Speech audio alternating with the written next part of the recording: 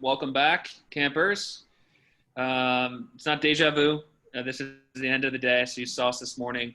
Patrick Stack, co-founder of Sports Biz Camps. I want to introduce our co-founders before we jump into the session. Sam Renaud, want to say hello?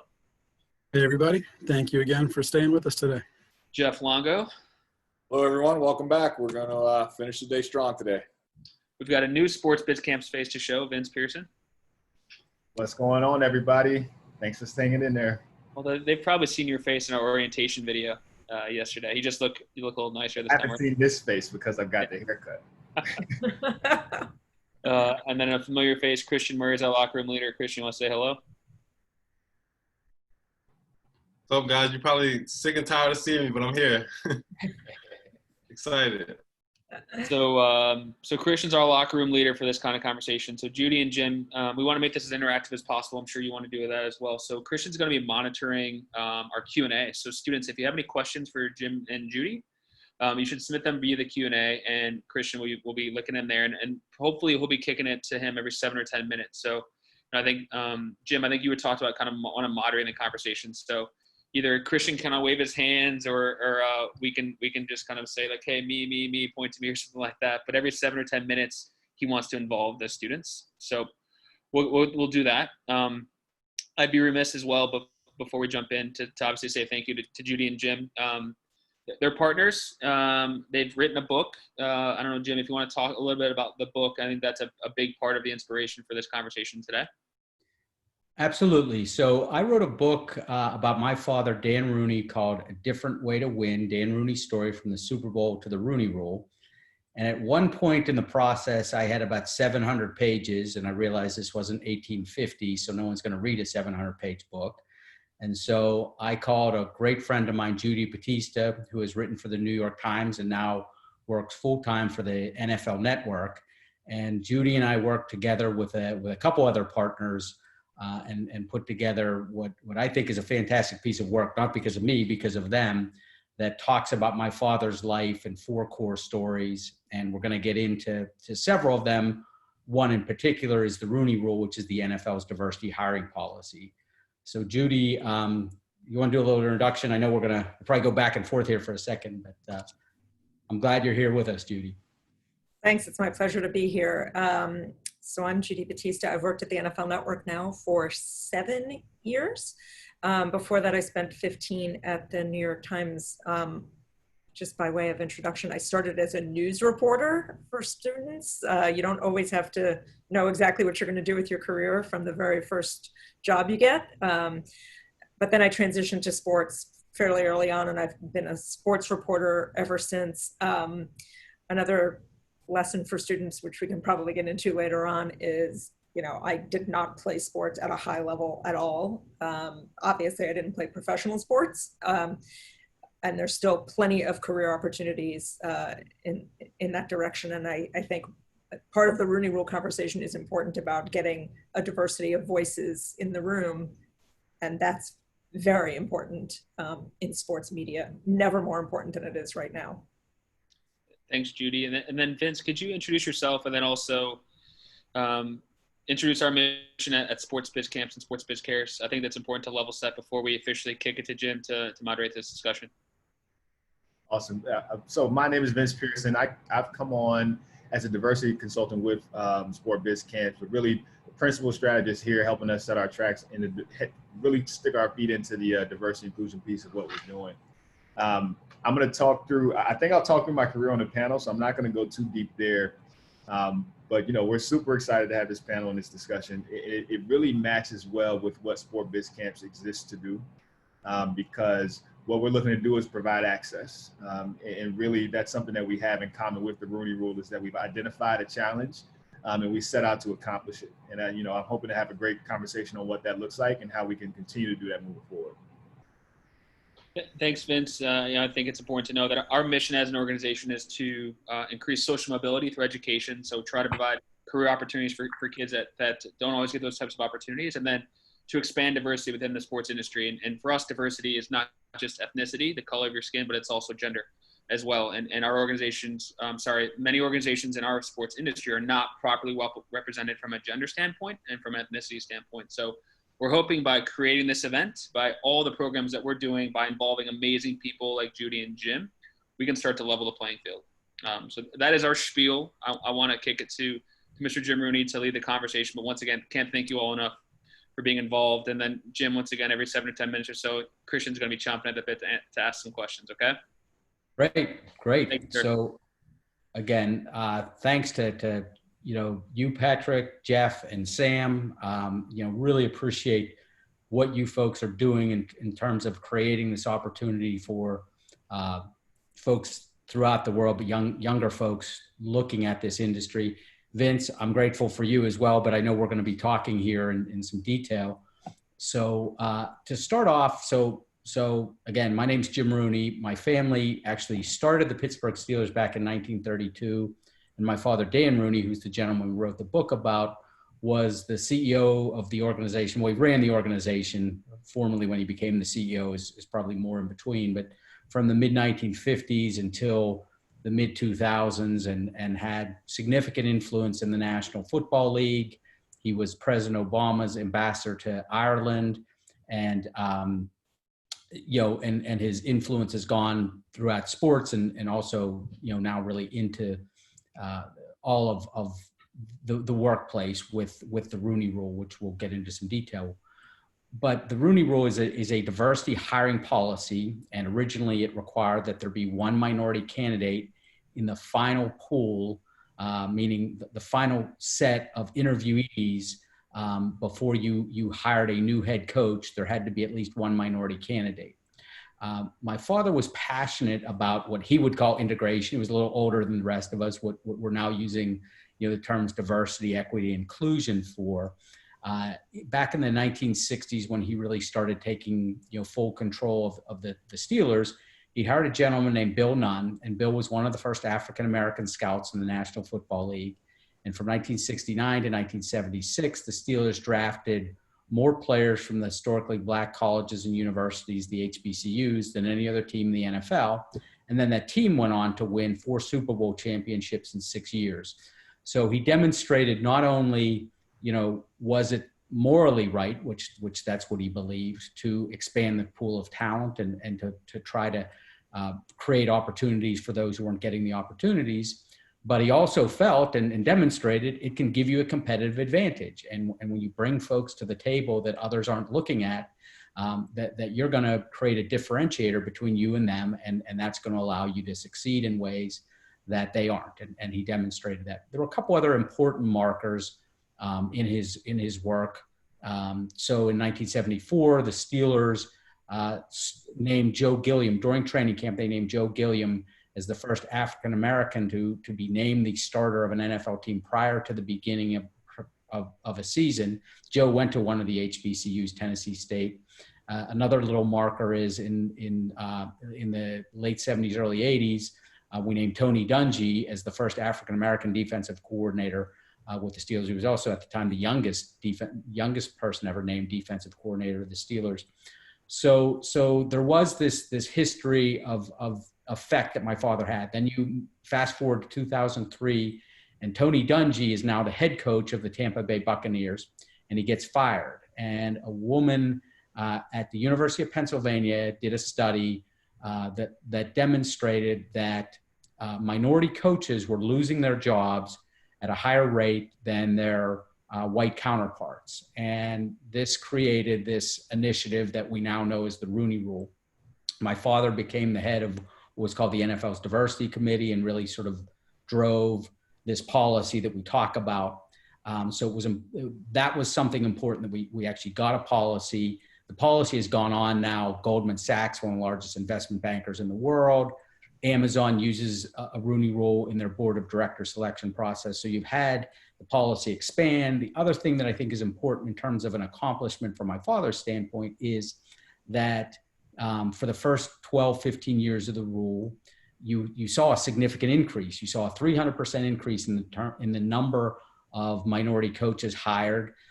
You saw similar numbers with general manager positions throughout the National Football League.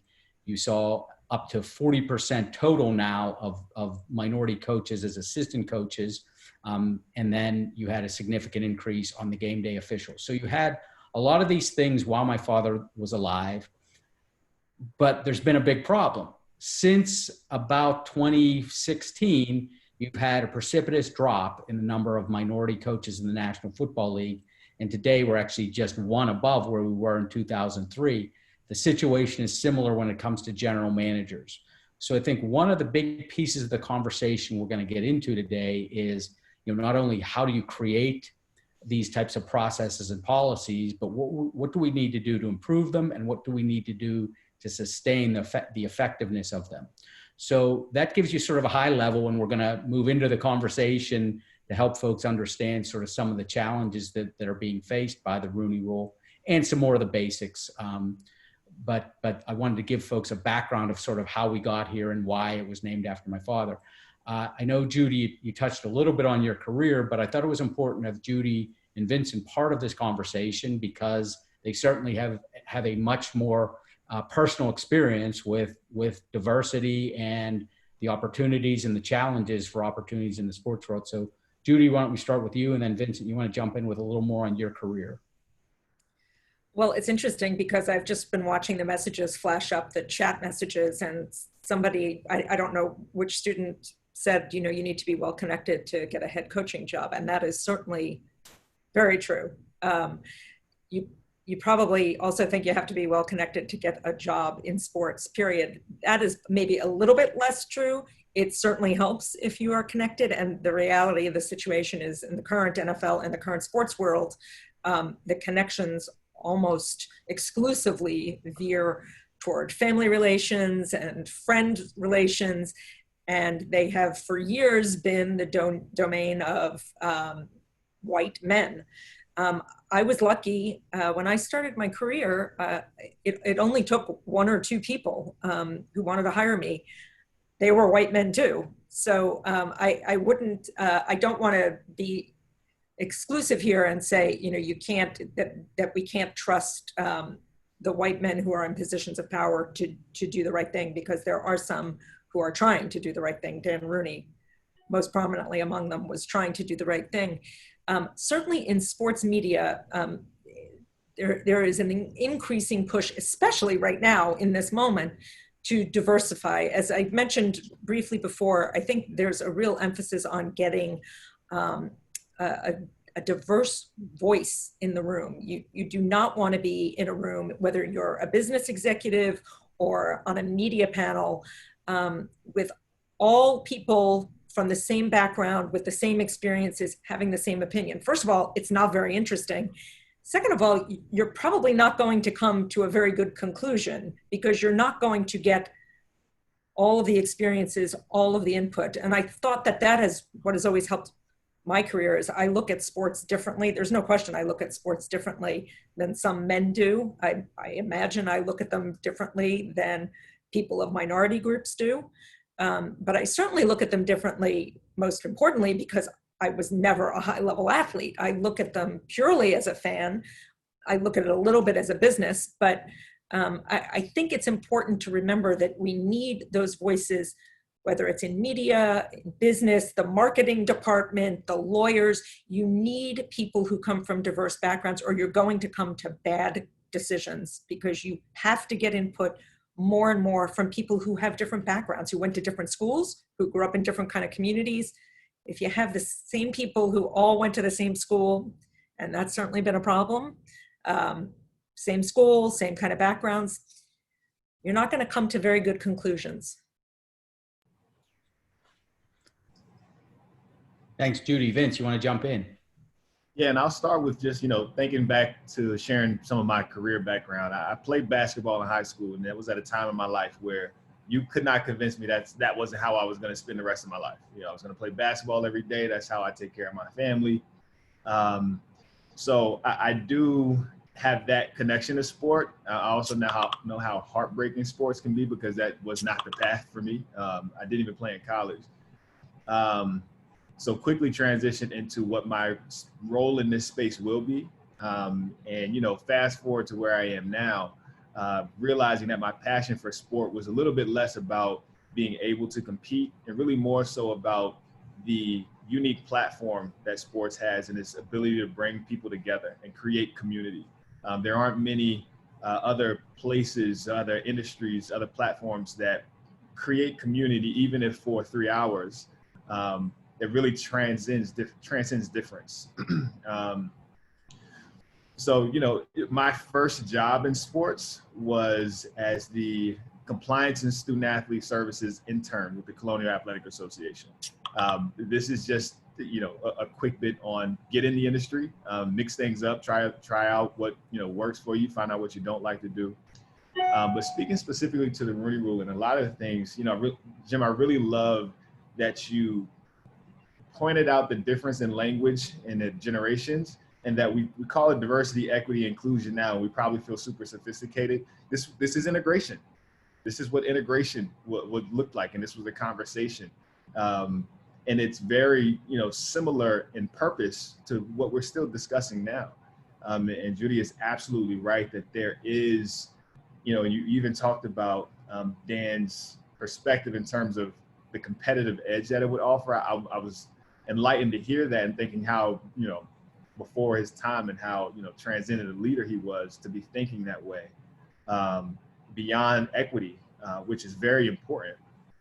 But to see that there's actually a competitive advantage that we get when we foster this culture of inclusion, essentially. And so, I really think that the equity piece can't be eliminated. And it's really as simple as, we talk about how exclusive the coaching ranks are and how coveted some positions in sports can be. I think of this is such a human nature thing to keep those coveted things to ourselves and share them with the people that we know and love. If you have any child, a 3-year-old who you give a toy, you tell them to share, they're going to share the toys they don't like. But that one that they love, you're not going to get that from them. You almost have to, if you want to create, any separation with that one thing that's coveted and so loved, you've got to, you have to legislate it almost. Obviously it's a much different process when we look at positions and qualifications, and now we've got so many historical barriers that exist. But at the nuts and bolts, I think is that there are relations to that. And I think from the equity piece, we can't forget that, we are trying to create a more equitable industry. And once we do, then everybody will be able to explore the benefits of this competitive advantage that Dan Rooney was able to speak to, and clearly the Steelers have been able to benefit from in their existence as a franchise. Christian, before you go to a question here, let me just follow up on one thing, and Judy, you might want to jump in as well, that Vincent said around this idea of competition. And I found in many of the interviews I did for the book, and Judy, you told me a story as well on this, is that, there's an issue of a relationship between equity and dignity. And in a competitive environment, I felt it even rose up more. When I talked to Herm Edwards, who was a great coach for many years in the National Football League, Tony Dungy, and Mike Tomlin, all three of them talked about the fact that, they believe that they are the best or one of the best coaches. They just wanted the barriers taken down. They didn't want to have a lack of competition. They just wanted the opportunity to prove how good they were. Judy, I don't know if you want to follow up, because I know you had a couple similar conversations. Yeah, well, I covered Herm Edwards when he was at the Jets, and we talked about that, that he didn't want any special favors. He just wanted to not have a demerit. He wanted to just be considered, for better or worse, with the others. And then he obviously rose quite well. But Tony Dungy, as you know, Jim, Tony Dungy really mentored a number of guys. Tony Dungy felt once he got his opportunity, he needed to help others come along. And so he mentored Herm Edwards, certainly among them, by showing them the ropes. Basically, he would let them sit in on meetings that the head coach would sit in on when they were not the head coach, so that they could learn what they were doing. That's the kind of thing that has always happened in the NFL, that coaches have brought along people who they think will be good head coaches someday. But the fact of the matter is that because so many head coaches are white, that has tended to favor people who look like them. And so the key is you have to expand the group so that you get more Tony Dungys in there, more Herm Edwards in there, who then will bring other people along. Again, as I said, in my career, the prime movers of my career were white men, but the first person to ask if I wanted to cover sports was a female editor at the Miami Herald when I was a news reporter. So representation is important. It's important to see people who look like you doing a job you might think you'd be interested in. It's because that makes it seem possible. It certainly was for me. I worked at the Miami Herald at a time when there were already women on the staff. I've never been the only woman on a sports staff. And it was really important to see those women in prominent reporting jobs, because I realized that that was a path that would be available to me there. And that goes, it's the same thing in the NFL. You need to see people who look like you to believe that you have an opportunity, a real opportunity. All right, last response going down this rabbit hole, but Tony Dungy also mentored me. So when I was a ball boy with the Steelers, when I was 13, 14, 15 years old, my job was with the defensive backs. And I remember walking down the end of the field where the defensive backs would do their individual drills, and he'd always put his hand on my shoulder and would walk down, and just the wisdom of different points of view of life that he gave me.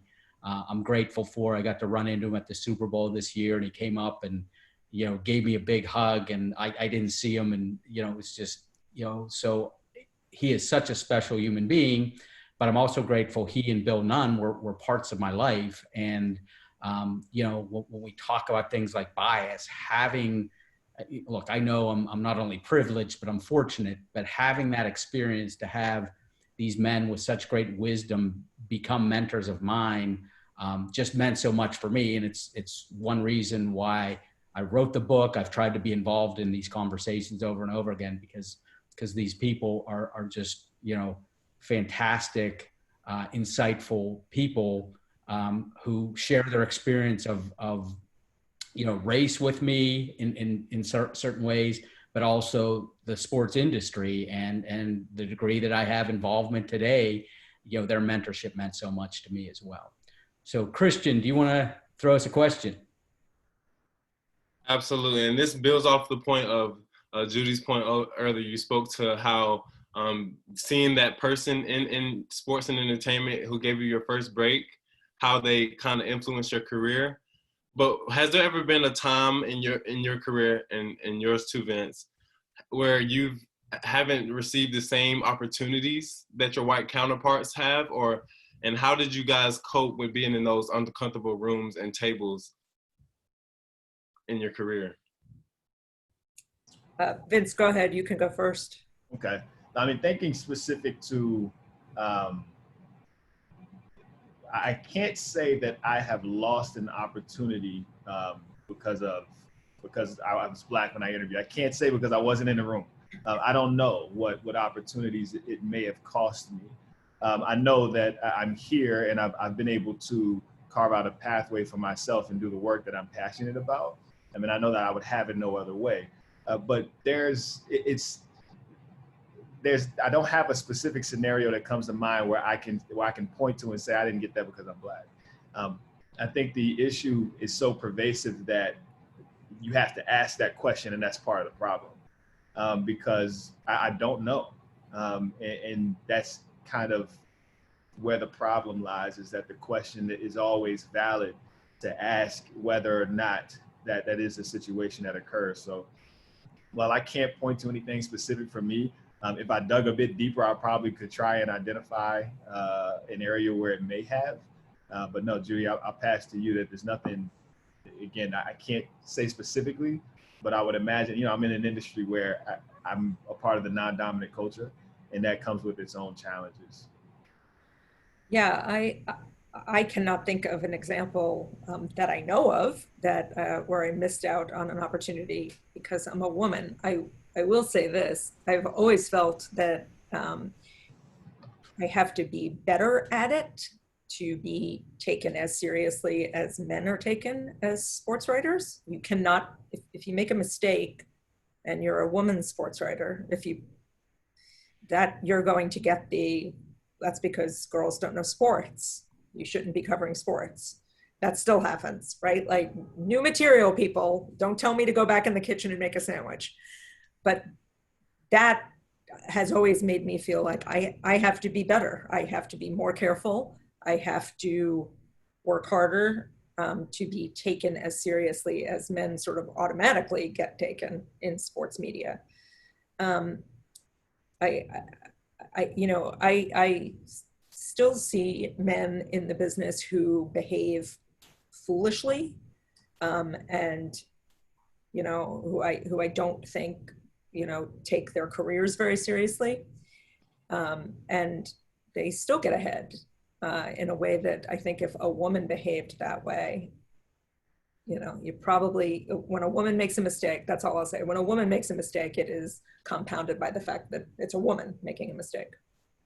Christian, I'd like to answer that question. So I know it's hard for Judy and Vince to identify, and Sam and Jeff are laughing at me because I told them I wasn't going to talk. But so the question was, can you identify a time where it worked against you? I can stand it, and I'll look to Sam and Jeff for even their personal point of view. I know for a fact being a white male has helped me get every job I've ever gotten. So the inverse of that is true. If everyone that I've ever gotten a job, all my mentors are white males. I've worked in a white male dominated industry. I always had something in common with those people, and I've gotten those job opportunities. So did they only hire me because I was white? Did they only pick me because I'm bald and I like bald people? I don't know. But there were more people that looked like me. There were more people that had shared backgrounds as me. There were more people that had shared interests as me. And that clearly helped me get my start. And I think that's what we're talking about here. It's not necessarily a reason for me to get it, but clearly if you're part of that team or that club, or there's more people that look like you, it's going to be easier for you to kind of fit in. And then people tend to help people that they have something in common with. So I know this is an awkward conversation, especially from our high school students. And if you're a white male on that chat, you're probably like, oh my gosh, what about me? The reality of it is, what we're talking about is it's competitive balance. What makes the NFL so great is on any given Sunday, unless you're a Cleveland Browns fan, I'm a Browns fan, you don't know who's going to win, right? And that's about competitive balance. And that's what makes the NFL compelling. What we don't have in our industry is competitive balance. There are way too many white men and not enough everyone else. So what we're trying to do is create a level playing field and make it fair. At the end of the day, I think Judy talked about it, and Jim and Vince, it's about competing for jobs. And once you have those jobs, competing to make your organization the best. And that's what we all want as high school athletes, college athletes, is you want competitive balance. No one likes watching Alabama beat up on insert small school here every Saturday, right? We just want competition. So for those of you that are white males, don't feel like you're being attacked or whatever. This is about, you want to compete. You should be able to compete with everyone for the jobs that you want, and not just get those because of the color of your skin or because of your gender. I think the other, example that is just so obvious right now is the Eric Bieniemy situation. Eric is the offensive coordinator for the Kansas City Chiefs.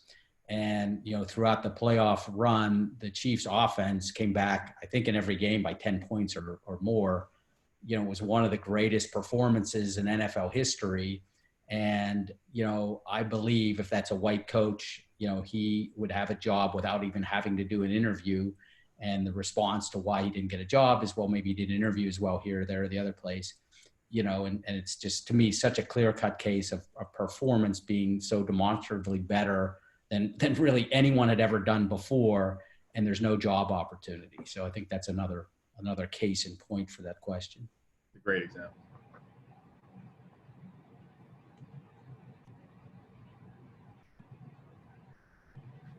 Christian, you want to throw another one out here? I have questions if you don't have them, but rather have the kids' questions. They're smarter than me, I'm sure. I got you. So this question is from Dustin Trans. Explain how you guys implemented the coaching process and the hiring process for Coach Tomlin, and how it cultivated the future of diversity in sports and entertainment. So, Judy and I can both answer this in our sleep. So let me take the first crack, Judy, and then anything I miss, you can make me look smarter. So my father had 3 coaches, and we've had 3 coaches in the last 52 years with the Steelers. I think the Browns have gone through 2 or 3 seasons with 3 coaches in 1 year. So I got to do it, man. I already jabbed it myself. And you got to just keep the man while he's down, Jim. Come on. So no, there have been teams that have more than 3 coaches in 1 year. So that's a pretty good record, I would say, even though I'm talking about my father. And in each case, my father was very deliberative about the process. He took more time than most people take. He's more thorough. In the last 2 cases, both with Bill Cowher, who got in the Hall of Fame this year. So 2 of the 3 were in the Hall of Fame, Chuck Noll and Bill Cowher. And then the third, well, technically Bill's in. And then the third, Mike Tomlin, I think will get in the Hall of Fame. But in the Bill Cowher case, Joe Green was one of the final 3 finalists. Very deliberative process, took more time, interviewed more people, spent a significant amount of time in conversations with the people, looking for cues about their personal interactions with others. So it's not just, hey, a peripheral, can this person perform the X's and O's, but really understanding, is there a deep cultural fit, and are they going to further the organization? And then when you get to Mike actually wasn't the Rooney Rule candidate. We had interviewed Ron Rivera, who is now the coach of the Washington professional football team. I like saying that. And so he was the technical Rooney Rule candidate, but my father had done this slow and deliberative process. And so Mike was still part of this final group. Again, spent a tremendous amount of time with Mike talking about a whole bunch of things that you would think have nothing to do with football, but it was really getting a sense of how would this guy fit within our organization? Does he carry the same value set? And there's been such a great fit because of that. And how that speaks to diversity is that, Mike Tomlin doesn't look like the Rooneys, but at the end of the day, spending that much time and really getting to know him, really clarified for my father that he carries the same value set. He has the same beliefs. He had the vision that my father wanted to see in a head coach. There were so many attributes that he got to understand because he didn't feel rushed. He was willing to be open-minded. He had already gone through the technical part of the process, but he kept his mind open going through it. And then you have the longest tenured and most successful African-American coach in NFL history, in Mike Tomlin, because of Mike, but also the process helped us get there. I would just add one thing about that goes to that story is, like, Dan Rooney was a really, like, a curious person, right? Like, you would talk to him, all the times I talked to him, very few of those conversations were about football. They were about family and politics, and he would encourage me to have more children. And that was, we would get to football at some point, but he was just a curious person. He wanted to know about people. He wanted to know what your life was like. And that obviously informed how he ran his business, that he was very open-minded. He wanted to hear different voices. He wanted people from different backgrounds to have input. And that clearly informed the search that led to Mike Tomlin's hire. All right, so we got a question from Daniel Stackhouse. The question is, what do you guys personally think could help resolve some of the problems we're facing, some things like the Rooney Rule? How do you see those moving forward? And then how do those ensure that there's a fair shot for everyone? Vince, Judy, one of you guys want to go? Judy, I'll let you stab at it first. Well, look, I think the NFL is doing some things, and they are doing a lot to try to expand the pool of candidates, to expose the pool of candidates to the decision makers, and I think that's a key element. You can have lots of assistant coaches from minority groups, but you got to get those people in front of the people who are actually making the decisions. And it's as simple as inviting the assistant coaches to go to, like, the league's annual meeting where the owners are and where they schmooze and go to cocktail parties. Do that.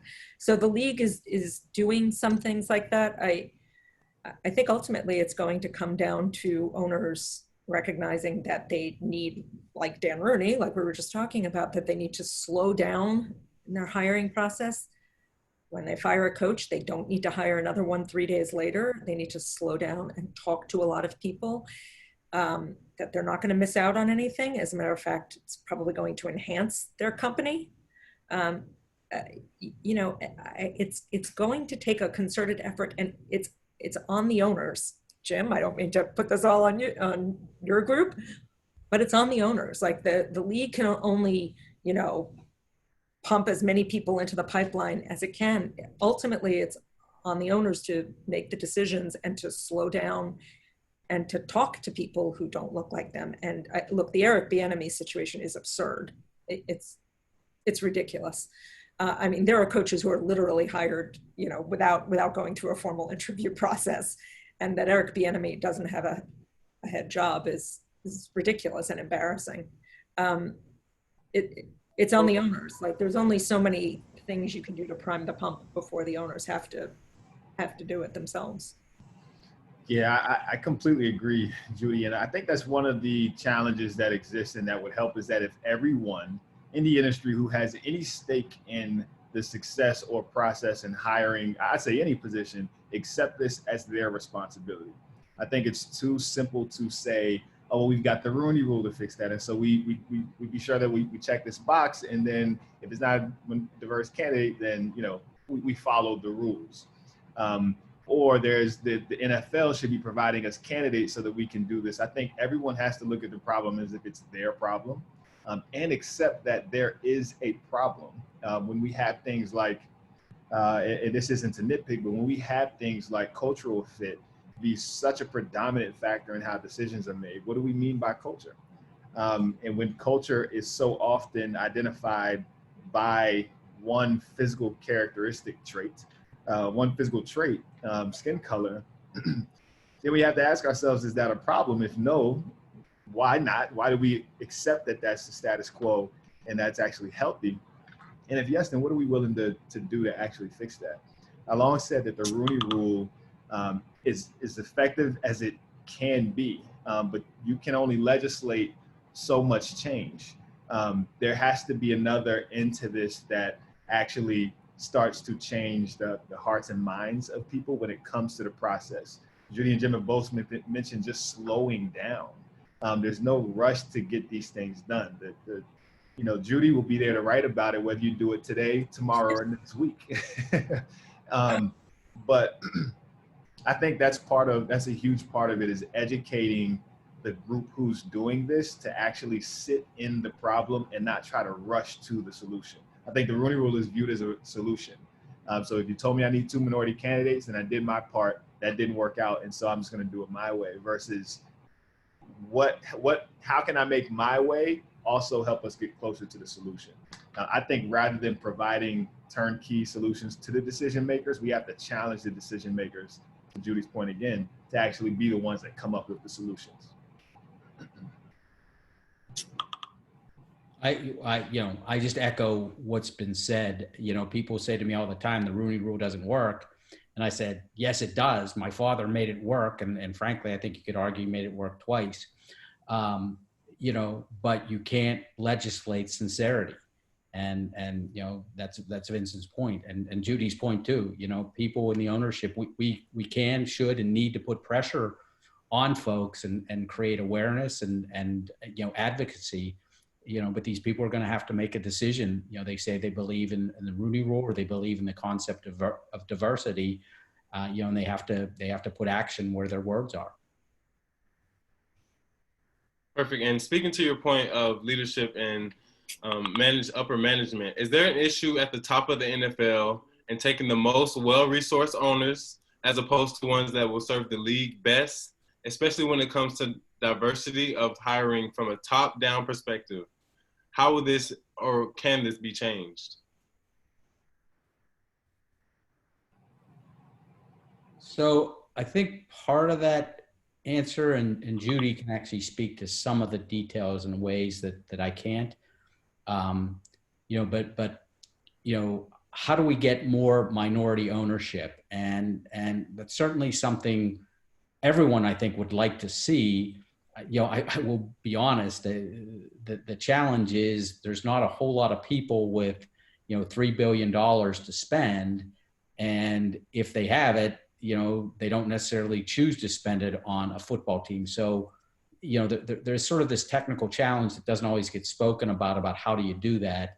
But I would certainly like to see it be done. You certainly at the CEO level, that's a decision you can make as an owner to hire a CEO who comes from a minority cultural experience on some level. So that's one piece. The one thing I do feel good about, and Judy, you can jump in on this. We're nowhere near there on race. There's no decision maker at that level that is black or brown in any sort of way. But what I do feel good about is, for the first time ever, you have some new ownership groups, and then you've had some people pass away, and you have I think it's 5 or 6 women now at the ownership table. And I do think that will bring some different perspective than what we've had for the last 100 years, frankly. Yeah, I think it'll bring some perspective, but the real power brokers in the NFL are still men, right? The most powerful owners in the NFL are all men, which is fine. They've owned their franchises for a long time. The question about getting diversity in the ownership ranks is a good one. But as Jim pointed out, it's a very small handful of people with the funds that the NFL requires, because not only do you need the money to buy the team, they want you to have liquid assets that you can then put into improving the team beyond what you're spending to buy the team. So it's a very small group of people who have that kind of money, and it's an even smaller group who have that kind of money and are interested in owning an NFL team. There are billionaires out there that the NFL would love to have in the ownership ranks, who are not necessarily enthusiastic about buying an NFL team right now. So that's a tough one. I think it'll happen at some point. I certainly think I think the NFL can do much better getting minorities at the top decision-making levels, team president level, that kind of top executive business side level. And I think they can do that. The ownership thing is a tough one. Again, it's a very small group, and the teams don't turn over all that often. That's the other problem. Yeah, I think the ownership question is one that it's always going to be a tough question to answer. So rather than trying to get to the specifics of how we shift ownership, I think we look at the barriers that have been built up in terms of ownership and consider what that looks like in other areas. Because when we talk about ownership, no longer is it a question of your ethnicity or your gender or your sexual orientation or your lifestyle. It's all about, do you have the capital to get into this game? And that feels like a fair argument. However, we talked about how historical these challenges are. The capital to get into this game was oftentimes determined by your gender or your race or your ethnicity. So the game eliminated the players before we even got to this point. Now it's $1 billion that we're talking about. And that's just, you can't, I hope I can one day, but I can't get into that game. It's not realistic for me. But then we look at other areas, CEOs, presidents, vice presidents, even directors, where we still don't see representation across the board. We think about what are the barriers that we point to for those roles that may have historical context that prevent us from addressing race, gender, and characteristics directly, because over time the argument against it is really sophisticated. Not that there's someone actually playing a game and trying to figure it out, but these systemic inequalities find a way to persist through history. And they don't do it by saying, I don't want Black people in here, or I don't want women in here. They do it by saying, you don't have enough money to come in, sorry, that this is not a qualifier. Or you didn't go to the right college, or you didn't get the right experience, or we're looking for 5 to 10 years. But we have to be willing to, again, ask the question, did difference make a difference here? Whether it's looking at internships, director level positions, CEOs, or ownership groups. I think it's it's asking that question. And I was in minor league baseball for 5 years leading our diversity initiative. The ownership question is never easy because at the end of the day, if this, insert $1 million transaction can't take place, then it's just not going to happen. So I think it's more about trying to identify and authentically tackle some of those barriers. So, Christian, why don't we do one more of your question, and then we'll do a little wrap up on our end, if that works for everyone. Does that make sense, Patrick? It's great, yeah. All right, so a common thing that I keep hearing is representation. So since you guys keep emphasizing representation, do you think that sports journalists and the role of society we have as citizens, what is our obligation to share successful minority stories in sports and entertainment? I'll take that one first. I mean, yes, it's a responsibility. It's part of the job. I think it's a responsibility to report on everybody in sports, but certainly look, we know in news coverage, not sports coverage, but news coverage, we often see is slanted away from positive minority community stories. You would think the script would flip in sports because, for instance, the NFL is 70% African-American. So it's really easy to do positive stories about members of a minority group in the NFL, right? They are the premier players in the league. They do great stuff off the field. We just spent an entire off season talking about everything they do off the field. It is a responsibility to report on them. I think there's a tendency in sports that we like to talk about guys who are out on party boats and all of that kind of stuff, but there's also a responsibility, because they're fun. Like we all like to write about Gronk because he's a lot of fun. And there's no reason to stop writing about Gronk. But I think there's also a responsibility to talk about guys, all the good things that guys do in their communities. And this year in particular, with as much as the country is going through this year, we've seen that constantly this offseason. There is a responsibility in sports media. There's a responsibility in media in general to balance the coverage.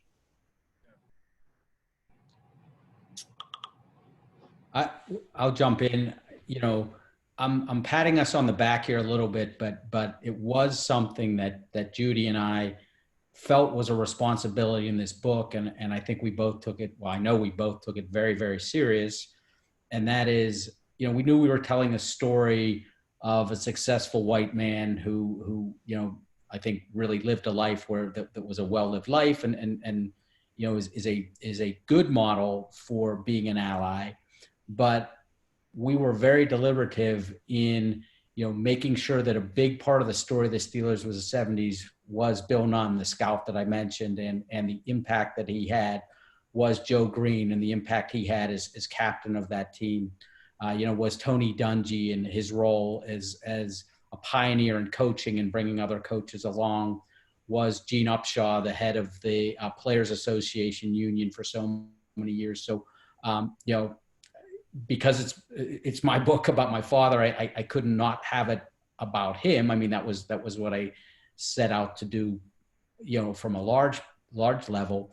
But we were very deliberative to make sure that not only we demonstrate that it wasn't one white guy who did all this stuff. He was always part of teams and partnerships, but also be specific about, several of those most critical partnerships and so much of the contribution to the successful outcomes came from partnerships and allyships with Black men.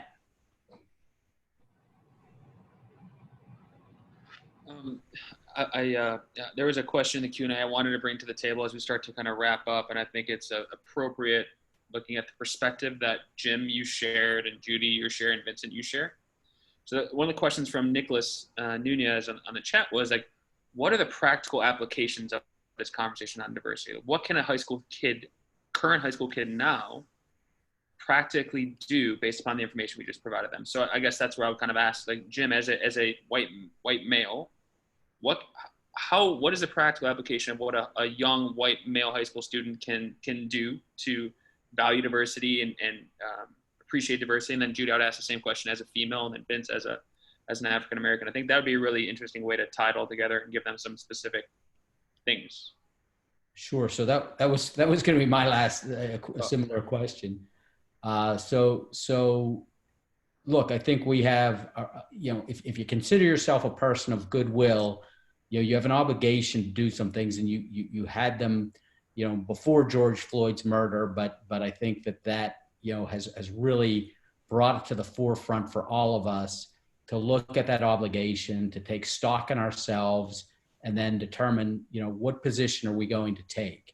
And I think being an ally is a great thing, but I think we have to go a step further. And frankly, I think young people have been doing a better job at this with each other. And that is getting into the uncomfortable situations, not tolerating bad behavior, not tolerating, quips, short remarks, things like that.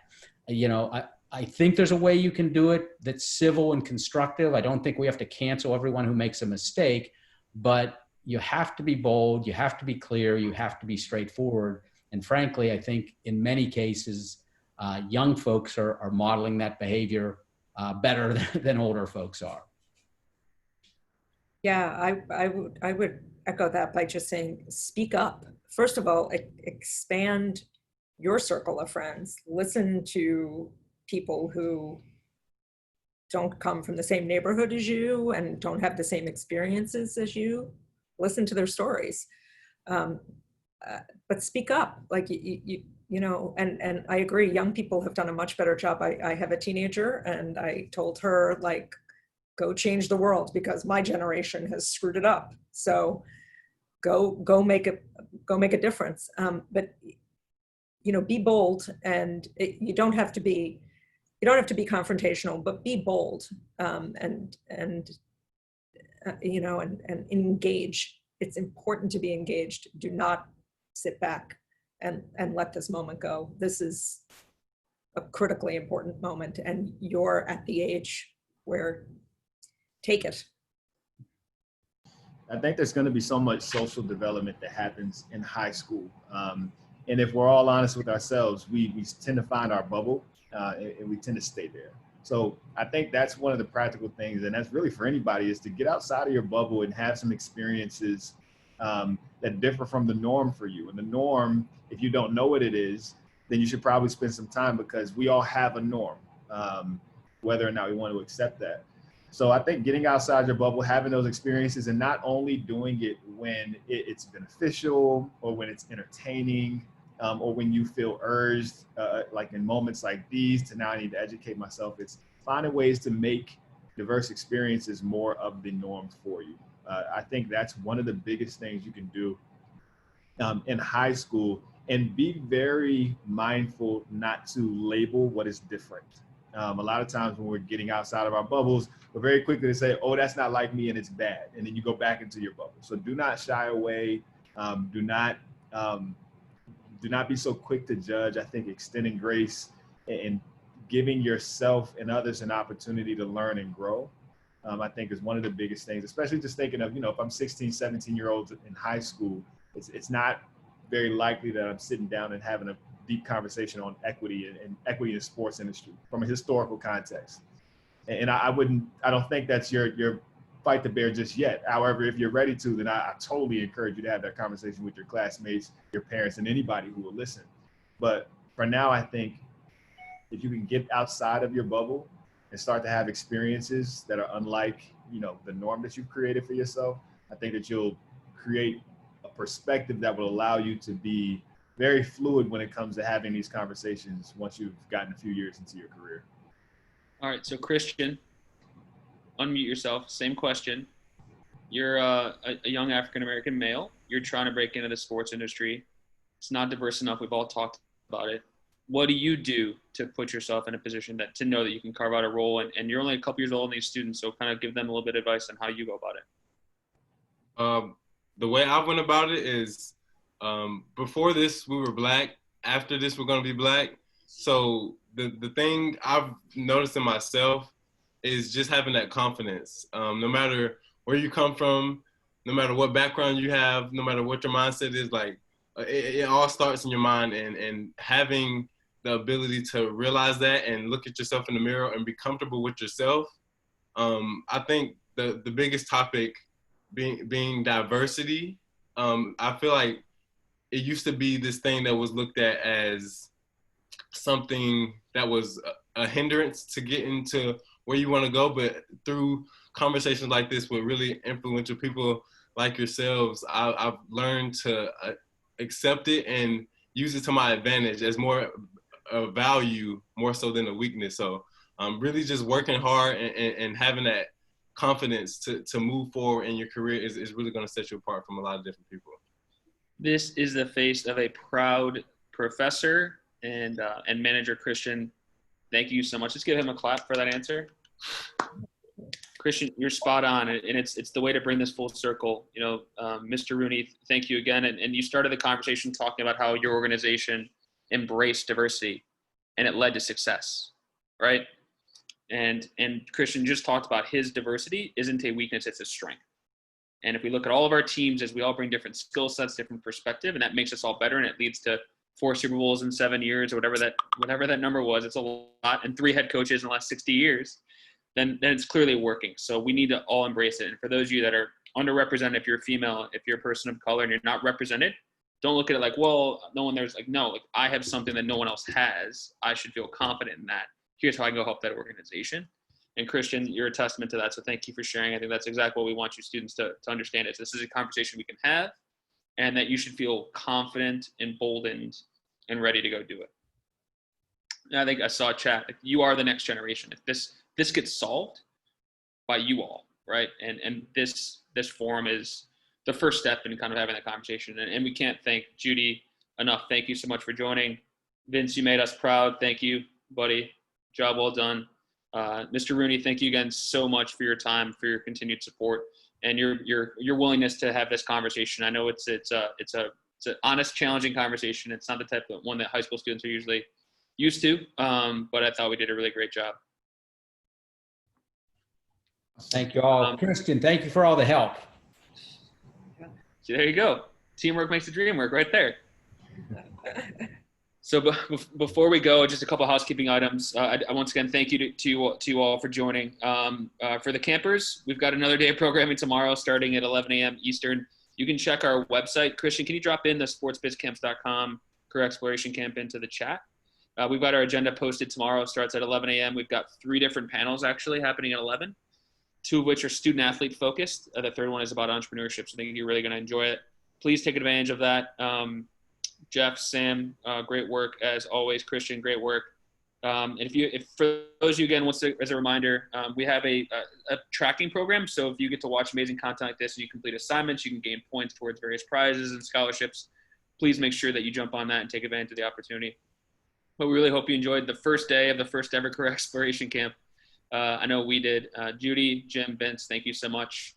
Everyone have a wonderful night. We'll talk to you tomorrow at 11 a.m. Good luck, everyone. Thank you, Jim. Judy. Everybody.